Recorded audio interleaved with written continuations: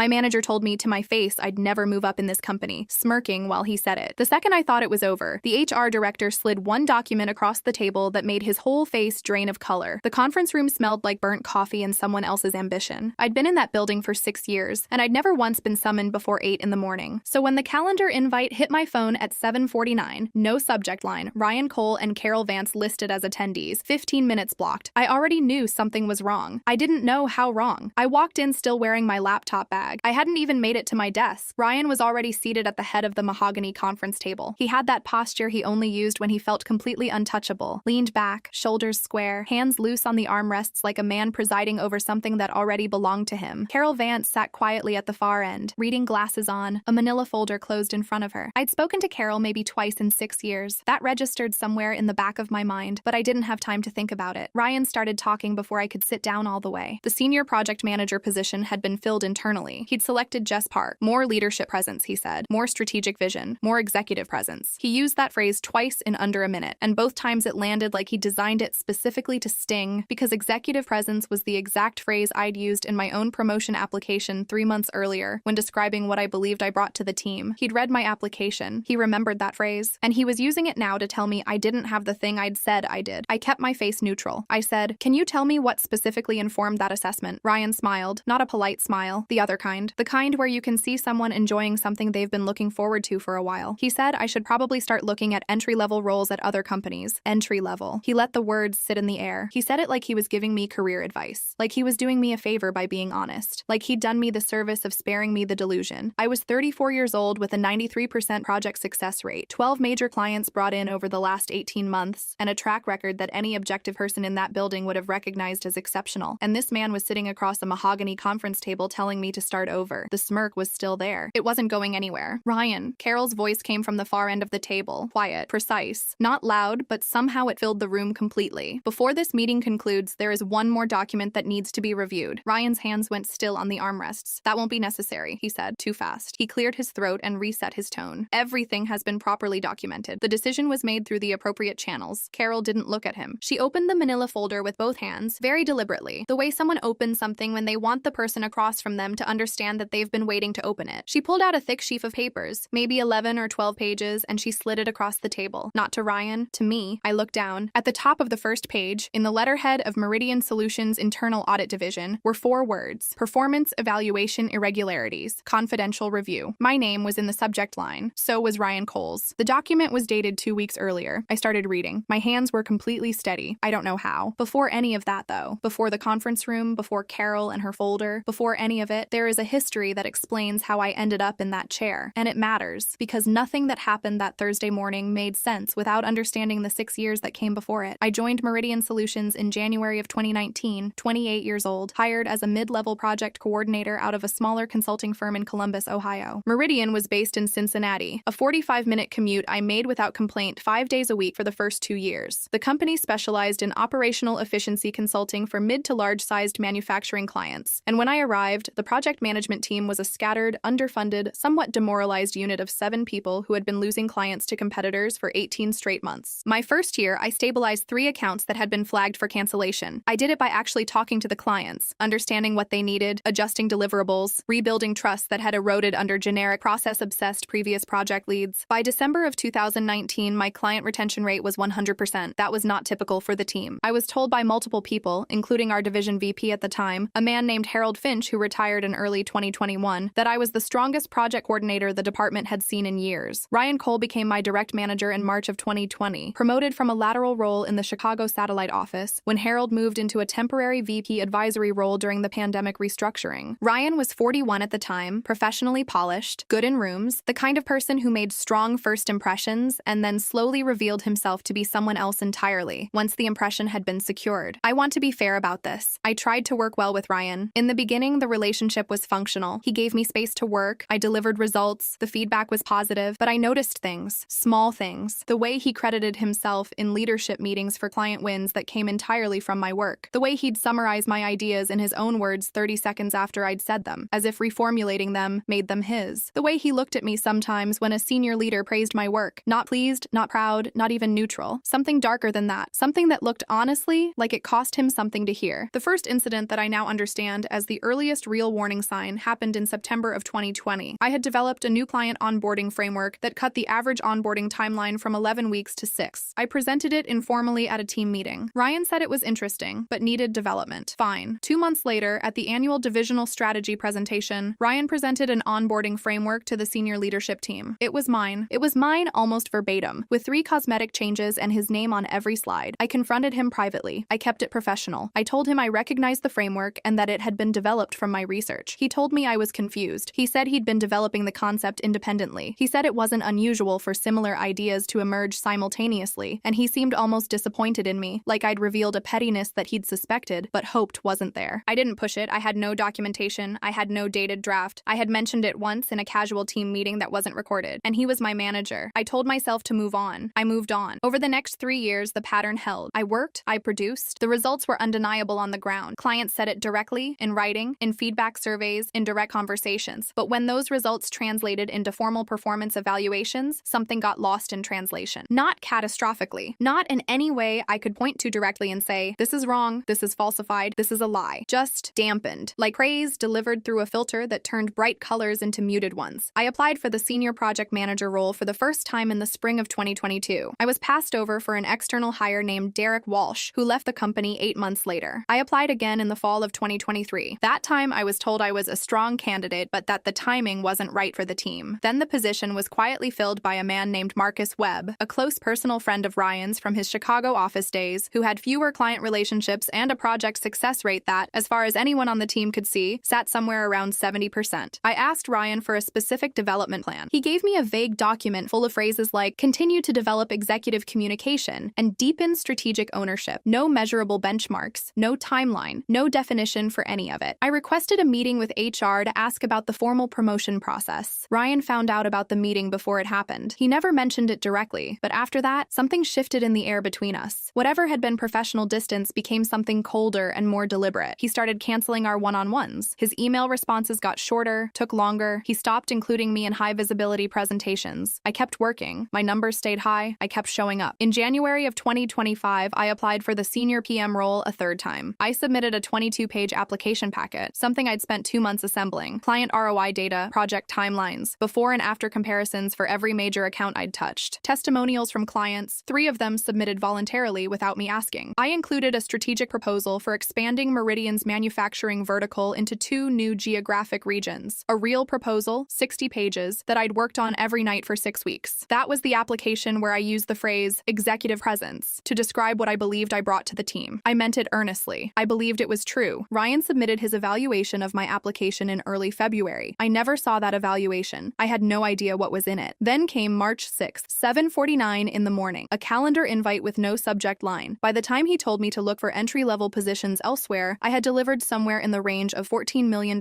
in client value over 6 years, by any honest accounting. That was the context. That was what was sitting in the room with us, invisible, when he smiled. Then Carol slid the document across the table, and the invisible became visible. The audit report was precise and damning in the way that only a forensic examination can be. Patricia Brennan, the external HR specialist who had been brought in 6 weeks earlier without announcement, had spent 5 weeks comparing Ryan's submitted performance evaluations against raw data, client satisfaction surveys submitted directly to Meridian's system, project completion records stored in the company's project management software, budget reconciliation files from finance, and email archives. The divergence was systematic and impossible to explain as error. My client satisfaction scores, which averaged 4.8 out of 5 across 32 client accounts, had been recorded in Ryan's evaluations as 3.1. My project success rate of 93%, which existed in the project management system as objective, time-stamped data, appeared in his formal evaluations as 71%. 3 projects I had delivered ahead of schedule and under budget were marked in his reports as delayed and over budget. The onboarding framework incident from September 2020, the one he'd told me I was confused about, was documented in the audit as a clear case of appropriated intellectual work because Patricia had found a dated email draft I'd sent to a colleague in September 2020 asking for feedback on the framework, 3 full weeks before Ryan's presentation. 11 pages, every page a different version of the same act. And it wasn't just me. The audit had flagged 4 other employees whose records showed the same pattern. 2 of them had left the company, one citing repeated failure to advance despite strong performance, one citing a hostile work environment. Both had been women. The 2 who remained were still in the building, still unaware, still grinding through evaluations they didn't know were rigged. I read to the 3rd page and stopped, not because I couldn't continue, but because I needed a second to understand understand what I was actually holding in my hands. 6 years. This had been happening for 6 years. I looked up from the document. Ryan was staring at the table. His hands were flat on the surface, pressing down, and I noticed his jaw was clenched so tight I could see the muscle working in his cheek. Carol asked if I needed a moment. I said no. She continued. She said that in the course of Patricia Brennan's investigation, a secondary issue had surfaced, one that Patricia had been obligated to escalate immediately to Meridian's legal team. Carol nodded toward a folder at her elbow that I hadn't noticed until now, thicker than the first, with 2 additional rubber-banded sets of documents beside it. This was the moment I had planted in my mind earlier, the detail I hadn't understood at the time, but that now unlocked everything. 3 weeks before this meeting, in mid-February, 8 days after I'd submitted my promotion application, I had noticed that Ryan had asked me 3 separate times, casually in passing, what I knew about Apex Dynamics. Questions dressed up as small talk. Do you know anyone over there? Have you ever worked with their methodology? I remember thinking it was odd. Ryan wasn't someone who made small talk. I filed it away without knowing why. The emails in Carol's second folder answered the question. Ryan had been in direct communication with Scott Finch, VP of Operations at Apex Dynamics, Meridian's largest direct competitor, for 14 months. The email chain contained internal Meridian project methodologies, upcoming client proposals with pricing details, current client satisfaction scores by account, a draft of Meridian's 3-year expansion strategy that had been marked confidential and distributed only to director-level staff and above, and a list of Meridian's 12 highest-value client accounts with contact information and contract renewal dates. Ryan had not been given access to the expansion strategy document. He had obtained it from a director-level colleague under a false pretext, claiming he needed it for an internal benchmarking exercise that did not exist. The most recent email between Ryan and Scott Finch was dated 5 days before this meeting. In it, Scott confirmed a director-level offer, a $215,000 base salary, signing bonus, and an equity stake, contingent on Ryan successfully transitioning 3 of Meridian's top 12 client accounts to Apex within his first 90 days. Ryan's reply was enthusiastic. He had written that he was confident he could deliver. He said he had been positioning himself over the past year to ensure the transition would be seamless. He had been planning to take my clients with him, clients I had built from the ground up, spent 6 years earning the trust of, gone above and beyond for in ways that had nothing to do with a paycheck, and he had been planning to hand them to a competitor as his entry ticket to a better job. The conference room door opened. 2 people I had never seen entered carrying briefcases. Carol introduced them as attorneys from Meridian's employment litigation firm. They sat down and they didn't waste time on preamble. Ryan looked at the attorneys the way a man looks at something he's been trying not to think about and now cannot look away from. The lead attorney said the word espionage without blinking. He listed the violations calmly and completely. 15 contract violations, 4 confidentiality agreements breached, fiduciary fraud, theft of trade secrets under Ohio statute, tortious interference. He said a civil action was being filed that afternoon. He said an industry injunction was being sought against Ryan and Apex Dynamics jointly. He said the matter had been referred to federal law enforcement. Ryan's mouth opened. He said, I want to be very clear. The emails were taken out of context. The second attorney leaned forward. Ryan, she said, I would strongly advise you to stop talking and retain criminal defense counsel before you speak to anyone else, including us. Ryan stopped talking. He looked at me for a long time. I don't know what he was looking for. Maybe he thought I had something to do with the investigation, that I had triggered it, that this was something I had arranged. I hadn't. I had known nothing about any of it until 12 minutes before, when Carol slid that folder across the table. But he looked at me like he needed to find a version of this story where I was the one who had done something to him. He didn't find it, because it wasn't there. Carol turned to me. Her voice, which had been precise and formal throughout, softened by 1 degree. Not much, but I noticed it. She said that Meridian was deeply sorry for what I had experienced. She said that the falsification of my performance record had been confirmed, and that corrective action was being taken with immediate effect. She said that, effective that day, I was being promoted to senior project manager. The salary increase was 23%, backdated to the date of Ryan's first falsified evaluation, a point that carried a dollar amount she named precisely, $31,400 in retroactive compensation, plus a retention bonus of $38,000, plus a formal written apology from the company to be placed in my permanent HR file. She also said they wanted to discuss a fast track to director level within the next fiscal year. I said I appreciated that. I kept my voice steady. The attorneys were already asking Ryan to remain in the room. Ryan was already looking at the door. I stood up, adjusted the laptop bag on my shoulder, the same bag I'd walked in with, still on my shoulder the whole time, because I'd never even had the chance to set it down. And I looked at Ryan one last time. Something in me wanted to say something, some clean, devastating sentence that would land exactly right and stay with him. I had 6 years of material. I could have built something. But I looked at him sitting there between 2 attorneys, his face the color of old concrete, and I understood something that I hadn't expected to understand in that moment. He had known all along what I was worth. That was the whole problem. He had never underestimated me. He had seen exactly what I was capable of, understood precisely what it threatened, and spent 6 years making sure no one above him could see what he saw. The sabotage wasn't contempt. It was fear, dressed up as contempt. That didn't make it forgivable, but it made it comprehensible in a way that actually felt worse. I didn't say anything. I walked to the door. My hand on the handle, I paused for exactly 1 second. Not for effect, just because I needed to take a breath. And then I walked out. The door clicked shut behind me with a sound that felt, honestly, like a period at the end of a very long sentence. The rest of that Thursday happened in pieces. I sat in my car in the parking garage for 22 minutes. I called my sister Maya from the driver's seat and told her what had just happened in a voice I'm still not sure was completely steady. Maya said, "I always hated him," which made me laugh, which was possibly the first time I had laughed in 6 weeks. Then I went home. I sat on my couch with my shoes still on, and I just stayed there for a while, not thinking about anything particular, just letting the last several hours move through me. The aftermath was louder than I expected. By Friday morning, word had moved through the building the way word moves through an office, not through official channels, but through the 3 or 4 people who had been in peripheral proximity to something significant and couldn't keep entirely quiet about it. People I barely knew sent me LinkedIn messages saying they'd always respected my work. 3 colleagues sent texts, real texts, not group chat responses, saying they were glad the truth had come out, that they'd noticed things for years and hadn't known what to say. One of those texts came from Derek Walsh, the external hire who had been given the senior PM role in 2022 over my first application. He wrote, "I always felt uncomfortable about how I got that role. Now I think I know why." That one stayed with me. 2 of Ryan's internal allies, both men he'd mentored and promoted, both recipients of evaluations that the audit later confirmed had been artificially inflated, distanced themselves from him completely within 48 hours. One of them, a project lead named Tom Garrett, came to my desk on Friday afternoon and said he was sorry. He didn't specify exactly what for, but I understood. He shook my hand and walked away. I appreciated that more than I could explain in the moment. Ryan's attorney sent a letter to Meridian's legal team on Friday evening, claiming the emails had been mischaracterized, that Ryan had been engaged in what he described as competitive market research, and that the performance evaluations had been conducted in good faith using metrics he had personally developed. Metrics he claimed were proprietary to his management methodology. Meridian's response was brief, I was told. Something to the effect of, "We'll see each other in court." Ryan did not return to the office. His access card was deactivated the afternoon of the Thursday meeting, and his email auto-reply had been set by IT, not by him. His desk was emptied by a building services crew on Friday morning, while most of the team was in the weekly project sync. A few people noticed. Nobody said much about it. The 2 other employees still at Meridian whose records had been falsified were identified to HR through the audit, and were each given corrective evaluations and compensation adjustments. I didn't know who they were for several weeks. It wasn't my business to know. But later, I was told one of them had been passed over for a promotion 4 times. 4 times. Same story. Different person. It made my chest tight in a way that didn't have anything to do with my own situation. 3 days after the Thursday meeting, Carol called me back in. Not to her conference room, but to her actual office, which I'd never been in before. It was quieter than I expected. Plants on the windowsill, case files in color-coded binders, a framed photo of what I assumed was her family at some kind of mountain cabin. She looked tired in a way I hadn't seen from her on Thursday. Whatever she'd been carrying through the investigation, she'd held it together in that room, and now she didn't have to hold it together quite as much. Paul Soren, the CEO, was seated in one of the chairs in front of Carol's desk. The COO, a woman named Linda Cho, stood near the window. I sat down and looked at them and understood immediately that this wasn't a conversation about the senior PM position. Paul said that in reviewing the full scope of what had happened, the falsified records, the espionage, the scope of the audit, the leadership team had done a lot of internal reflection, not just about Ryan, but about the systems that had allowed it to happen, about oversight gaps, about the fact that it had taken an anonymous complaint, one they had not originated themselves, to surface something that had been occurring for years inside their own organization. Linda said they were restructuring the project management division, expanding it, creating a new role that hadn't existed before, Director of Client Operations, designed to sit above the senior PM tier and work directly with divisional leadership to manage client strategy, team development, and operational standards. They were offering the role to me, not the fast track they'd mentioned Thursday, not a future conversation. The role now effective in 30 days. At a salary that made everything that had come before it, the 6 years, the blocked promotions, the rigged evaluations, the stolen framework, feel like an absurd, years-long detour. I asked if I could have the weekend to think about it. Paul said, of course. He paused before standing up, and he said something that I didn't expect from a CEO in a formal setting, something that felt genuinely unscripted. He said that what Ryan had done to my career was inexcusable, and that while the company couldn't give me back the years, they intended to demonstrate through what happened next that they understood the weight of that. I said I appreciated that. I meant it. I accepted the role on Monday morning. I emailed Carol at 8:02 a.m. She replied within 4 minutes with a single line, "We're glad to have you where you should be." I've been in the director role for 7 months now. The work is harder and better and more alive than anything I did before. My team is 12 people, 6 of them promoted from within on my recommendation in the first quarter. 2 of them have been at Meridian for 4 or more years without advancing. I know what that experience is. I know what it does to a person to show up and work and believe it's going somewhere, and to be blocked by something invisible that you can't name. I don't run my team the way Ryan ran his. I'm specific. I'm honest. I I document things carefully and transparently. I give people the evaluations they earn. The civil case against Ryan settled in October. I wasn't a party to the settlement, but I was told the terms involved Ryan agreeing to a substantial financial judgment, a multi-year industry restriction, and a non-disparagement clause. Apex Dynamics was named in the suit as well and settled separately. Scott Finch left the company. Ryan's employment attorney released a statement saying his client maintained that the emails had been misrepresented, but the settlement signature said something different. I don't know where Ryan is now. I don't spend much time thinking about it. What I think about sometimes in the early morning before work when the apartment is quiet and the coffee is still brewing is the version of him that was competent enough to see what I was capable of and afraid enough to spend 6 years trying to contain it. That version understood something real. He knew, maybe better than anyone above him, what I was worth. He just used that knowledge to harm instead of to build. There's a specific kind of grief in realizing that someone saw you clearly and chose to use that clarity against you. Not the grief of being invisible, the grief of being seen and then deliberately diminished anyway. It's a lonelier feeling than being overlooked, because being overlooked is impersonal. Being targeted is not. I lost 6 years. Not entirely. I built things in those years, learned things, became someone I respect, but I lost the promotions I had earned, the salary I should have been making, the recognition that should have come and didn't. I lost some faith in the version of myself that trusted people in authority to see what I saw. I lost some of the uncomplicated belief that good work done honestly and consistently would always be enough. It wasn't enough, not on its own. What made it enough eventually was a forensic specialist named Patricia Brennan being thorough enough to see what Ryan had obscured, and Carol Vance being principled enough to bring it into a room and lay it on the table, and a company being willing, under pressure, yes, but still willing, to look directly at something uncomfortable and do the harder right thing. That matters. I don't want to minimize it, but I also know that plenty of people in my position don't get that moment. Plenty of people go through the same years, build the same record, hit the same ceiling, and never find out why. They leave. They downsize their ambitions. They carry the weight of someone else's fear for the rest of their careers and never get to set it down. I was lucky, in a very specific way. Not lucky that it happened. Lucky that it surfaced. I walked into that conference room on March 6th as a woman who had been told she would never move up. I walked out as someone who finally understood, with complete and documented clarity, that the ceiling had never been mine. It had been his. And when it was removed, there was nothing between me and the sky.